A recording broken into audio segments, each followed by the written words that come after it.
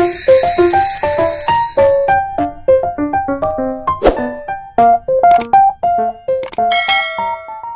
guys! Welcome back to my channel. So ayan, ituturo ko po sa inyo ang step by step kung paano maglagay ng iCard sa inyong mobile phone. Dahil wala na po tayong YouTube creator kasi yung dati kong tutorial is doon po yun kay YouTube Creator Studio. So now, step by step po ating gagawin. So first, kailangan nyo po muna pumunta sa YouTube. So click lang po yung YouTube. And i-click nyo po itong maliit na picture na yan. I-click nyo yan. And then go to your channel. And then may 3 dots dyan sa taas. I-click mo lang po yan. And then click nyo rin po yung share. And then copy link. So after mo makopy link yan, pupunta ka na po kay Chrome. Kay Google Chrome or sa inyong browser kung anong browser ang gamit ninyo. So, i-click po natin yan. And then, dito sa search or type web address, i-paste nyo po dyan yung kinapin nyo kanina. So, paste. And then, go. So, ayan, pupunta ka na sa iyong YouTube channel dashboard. So, mapapansin mo, nandyan yung customized channel, YouTube Studio. So, pupunta po tayo dyan kay YouTube Studio. So, i-click po natin ito. YouTube Studio. And then, kung mapapansin nyo dyan guys, diba? Try out YouTube Studio app. Kasi wala na po yung Creator Studio natin. So, i-continue to studio mo lang po.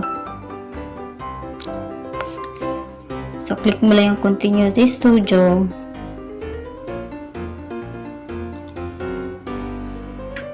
And then, yan. Nandyan ka na sa dashboard.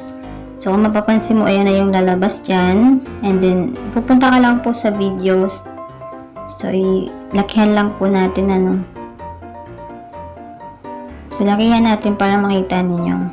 So, ayan yung kalalabasan niya kapag kakanik mo yung YouTube Studio. So, ito na. Ayan na yung channel dashboard mo. So, i-click mo po itong videos. I-click po natin yan.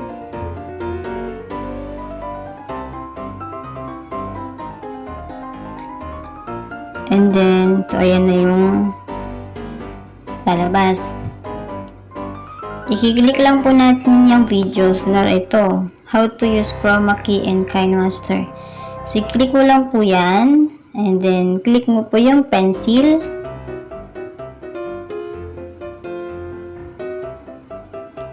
So, ayan. Ayan na yung lalabas. So, mapapansin nyo po dyan sa gilid, guys. Nasa gilid kasi yan, nakalagay dyan yung cards and yung end screen. So, kung mapapansin mo, ayan, lakihan ulit natin. So, nandyan yung cards at saka yung end screen na makikita nyo. So, ang pakay natin is si cards. So, click mo lang po yung cards.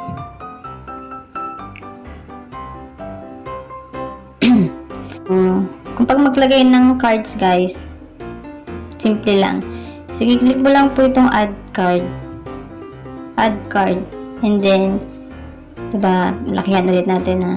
Diba, pag kinilik mo yung add card, lalabas na yung video or playlist channel po. So, ang kailangan po natin maglagay ng card sa inyong mga videos. Pili ka lang po ng video or playlist. Kung mapapansin niyo dyan yan lalabas.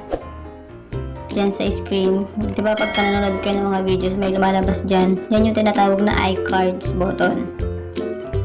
So, click lang po natin itong create. And then, pipili ka na po ng videos or kung anong gusto mong ilagay sa inyong video. Example, this one, how to create. So, i-click mo lang po yung video and then create card. So, kayo na po bahala kung anong video siya nilalagay nyo.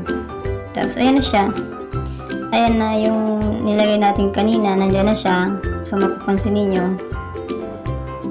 Ayan, nandyan na siya, guys. Ayan na yan. Tapos, nandun na rin yan sa yung cards po is hanggang 5 lang po siya. Kaya pwede kayo makapaglagay ng 5 na cards sa inyong mga videos. So, gawa po ulit tayo. Click lang po natin ulit si iCard, add card, and then video or playlist.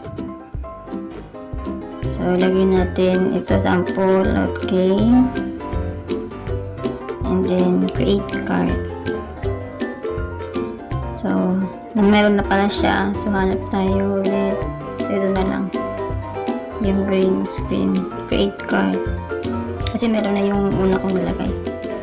So, yan na siya guys. So, kompleto na siya. 1, 2, 3, 4, and 5. So, 5 na po yung nalagay natin na add cards. Okay na yan.